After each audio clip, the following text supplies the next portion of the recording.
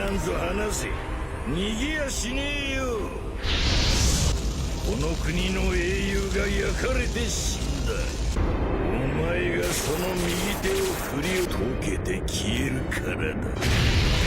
火炎大公たまるか。奈落のどん底まで叩き落とす。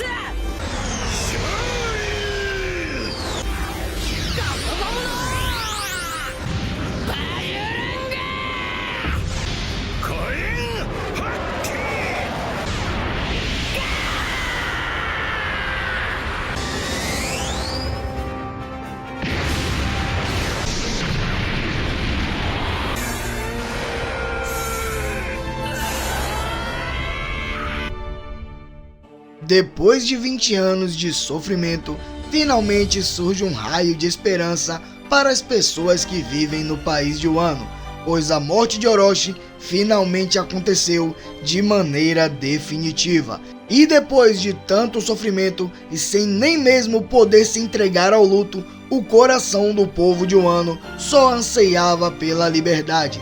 E ao saber do desejo das pessoas, o Gear 50 de Luffy se irradia de luz, para que em seu último golpe ele possa derrotar Kaido e dessa forma libertar as pessoas de sua escravidão. Então, se você quer saber o que aconteceu na batalha de Luffy e Kaido e como Orochi encontrou seu fim, além de tudo que rolou nesse episódio 1075 de One Piece, é só vir comigo que eu vou falar sobre isso agora.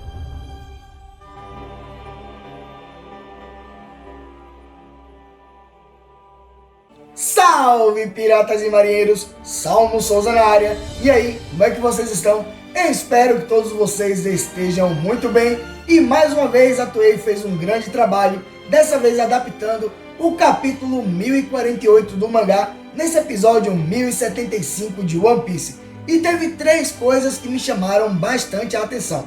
Primeiro, com relação ao começo do episódio, onde eles não colocaram a introdução, aquela recapitulação que normalmente eles fazem. Então, o episódio já começou sem enrolação. Segundo, que esse episódio fez com que prendesse a minha atenção do início até o fim. E terceiro, que foi um episódio bastante emocionante. Eu quase chorei em diversas cenas. Porém, antes que eu me empolgue aqui e comece a falar tudo que rolou nesse episódio, eu já peço para que você deixe aquele likezão e se inscreva no canal caso você seja novo por aqui. Afinal de contas, isso nos ajuda bastante, faz com que o YouTube entenda que os nossos vídeos são interessantes e assim eles continuem divulgando para as pessoas que curtem One Piece. Então eu conto com vocês para dar essa moral e deixar esse likezão aí. Agora chega de enrolação, vem com o pai e lá vamos nós. O título do episódio 1075 é 20 anos inteiros de preces, retomando o país de Wano. O episódio já começou sem enrolação, mostrando a continuação da batalha de Luffy vs Kaido. Podemos ver Luffy segurando Kaido com o braço esquerdo, enquanto prepara o soco com o seu braço direito. Porém, Kaido usa o seu novo golpe chamado Kaien-Ryu Daiko, e assim faz seu corpo todo ficar em chamas para queimar a mão de Luffy, e assim soltá-lo de seu corpo. Esse golpe de Kaido tem seu kanji, que significa Grande Dragão de Fogo Flamejante. Foneticamente pode soar como Kaien Daiko, tambor flamejante, que é um clássico conto Hakugo. Porém, galera, se levarmos em conta de que Kaido sempre quis ser Joy Boy, talvez esse kanji que se refere aos tambores pode estar fazendo referência aos tambores da libertação. Notem aí que Kaido criou uma espécie de armadura de fogo em volta de seu corpo, o que fez com que ele ficasse muito maior do que o normal. Tanto é que dá pra ver em cima da cabeça do dragão de fogo o próprio Kaido. Então galera, quando Kaido usou esse poder pela primeira vez no mangá, muitas pessoas começaram a compará-lo com o Susanoo dos Uchiha que aparecem no anime Naruto. Voltando para a cena, Kaido então diz que não é preciso que Luffy o segure, pois ele não vai fugir da luta. E então ele menciona que há 20 anos atrás o herói daquele país morreu queimado, e desde então o povo espera pela chegada das pessoas que iriam libertá-los. E ele continua dizendo que Luffy não vai conseguir derrotá-lo, pois ele será queimado se tocar nele. Vemos então que a parte do rabo de Kaido que está pegando fogo, lá ele chega a tocar no chifre do castelo de Onigashima e assim consegue cortá-lo por causa do calor da armadura de fogo que o protege. Kaido então dispara uma rajada de fogo na direção de Luffy que atinge o seu corpo todo.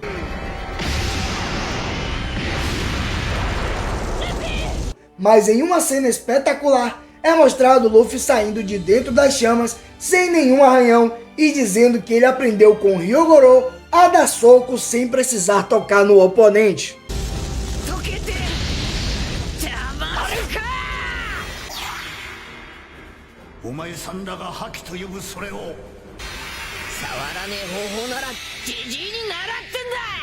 Então galera, nessa cena eu fiquei com uma leve dúvida, porque depois que Kaido disparou a rajada de fogo em cima de Luffy, deu pra ver que Luffy foi atingido, porém em nenhum momento foi mostrado ele ter sofrido nenhum tipo de queimadura, o que me deixou na dúvida, será que Luffy conseguiu imbuir Haki em todo o seu corpo ou não? Pelo que eu vi aí do anime e do mangá, parece que não. Parece que Luffy apenas conseguiu imbuir Haki no seu braço esquerdo e assim colocou à frente do seu corpo para evitar que as chamas de Kaido atingissem ele por completo. Voltando para o episódio, podemos ver Luffy e Kaido indo para o ataque. Kaido então usa mais um novo golpe, e esse se chama Shoryu Haki, enquanto Luffy continua desde o episódio passado descendo seu golpe chamado de Bajira Gangun, e então o clash entre os dois acontece.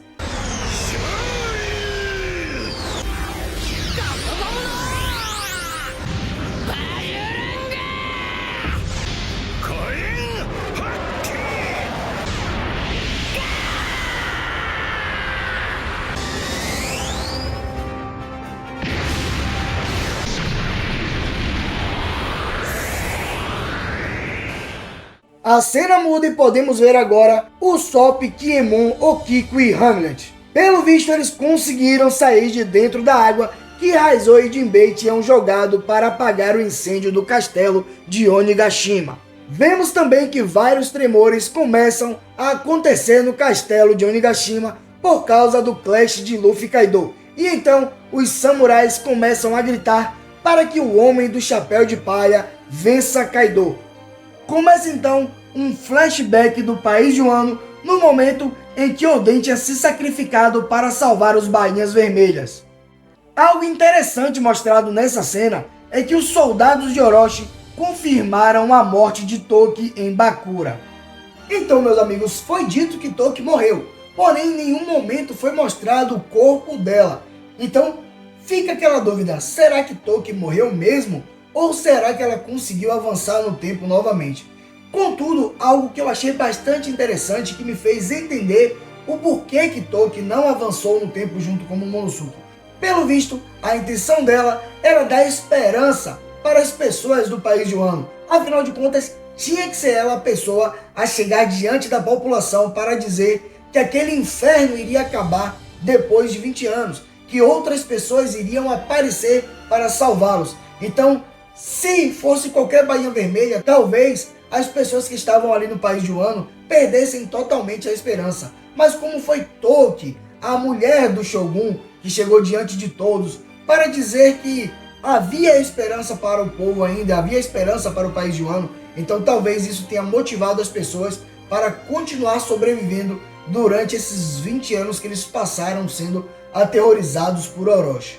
Voltando para o episódio, as cenas a seguir, para mim, foram algumas das cenas mais emocionantes adicionadas a essa saga de Wano. Ver as pessoas sofrendo por comida, bebida e sendo escravizadas foi algo que me causou um impacto emocional muito grande.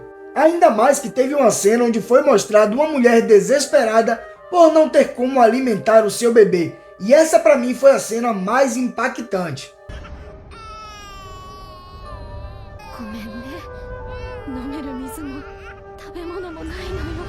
Eu acredito que quem é pai, ou até mesmo quem não é, deve imaginar o quão pesado deve ser essa cena, principalmente para pessoa que não tem a capacidade de alimentar o seu próprio filho. Eu, por exemplo, tenho um filho de 1 ano e meio e eu não me imagino passando por esse tipo de coisa, porque deve ser algo realmente aterrorizador para qualquer pessoa. Eu não sei se vocês repararam muito bem nessa cena, mas dá para ver que diante da mulher que está com seu bebê, tem uma corda presa em uma árvore como se fosse uma forca. O que significa que a mulher iria tirar sua própria vida juntamente com a de seu bebê. Afinal de contas, ela não tinha como se alimentar e nem como alimentá-lo. E ela só não fez isso porque nesse exato momento, o desgraçado do Orochi mandou entregar as Smiles para as pessoas que não tinham nada o que comer. E a princípio, as pessoas ficaram alegres. Afinal de contas, eles teriam do que se alimentar. Porém, comer as Smiles fizeram com que eles começassem a rir por qualquer emoção que eles tivessem.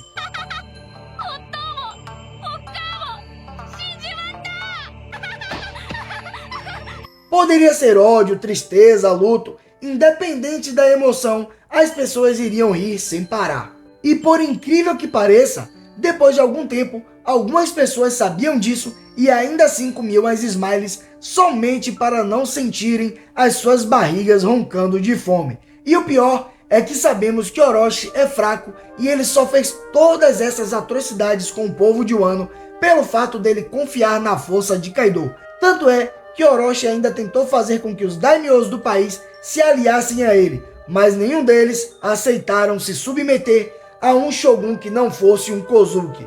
E por isso Kaido acabou derrotando todos eles. Depois de ver essa cena aí, eu fiquei me perguntando, caramba, por que Oden não resolveu se aliar aos daimyos de Wano para assim tentar combater Kaido? Dessa forma eles poderiam ter tido alguma chance. A cena muda e então podemos ver Hiyori diante de Orochi. Orochi está em chamas e diz que antes de morrer vai levar Hiyori junto com ele. Mas antes que ele consiga atacá-la, Denjiro, o brabo, que estava sumido há algum tempo, acabou aparecendo novamente e com apenas um golpe de sua espada, ele corta de vez o pescoço de Orochi e assim acaba arrancando a sua última cabeça.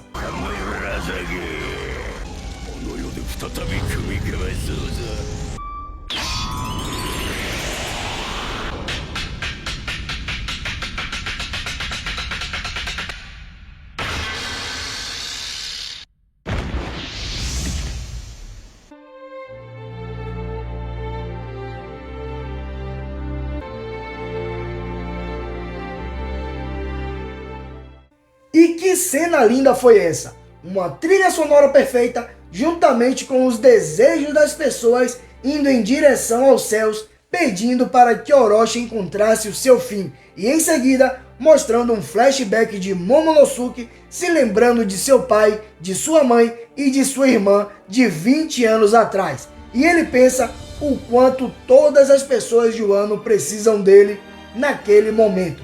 E então, ele vai em direção à ilha de Onigashima para empurrá-la usando a sua própria cabeça para que dessa forma ela vá para longe da capital das flores.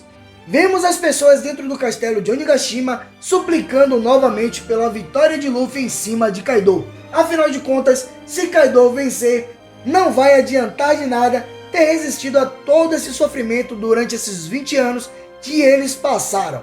A cena volta então para o clash de Luffy versus Kaido e assim acaba o episódio. E que episódio incrível foi esse? Uma trilha sonora perfeita, alguns efeitos bem legais, cenas bastante emocionantes. Então, se a intenção da Toei era fazer com que eu me emocionasse, eles estão de parabéns porque eles conseguiram. Eu achei esse episódio espetacular, eu não sei vocês, eu nem percebi esse episódio passar de tão legal que ele estava sendo, então eu não fiquei preso a nenhuma cena besta, nem nada do tipo. Todas as cenas foram bastante legais. Se você tirasse o olho da tela, você poderia acabar perdendo algo impactante, como por exemplo, a cena da mulher com o bebê no colo e aquela forca ali pendurada na árvore. Eu achei isso aí incrível, a Toei fez um bom trabalho de adaptação. Mas me diz aí, o que é que vocês acharam desse episódio? Qual seria a sua nota para ele de 0 a 10? Lembrando que semana que vem tem episódio novamente e finalmente teremos o fim da batalha de Luffy versus Kaido. Espero que vocês tenham gostado desse vídeo aqui. Infelizmente isso é tudo. Eu fico por aqui. Um abraço e fica com Deus.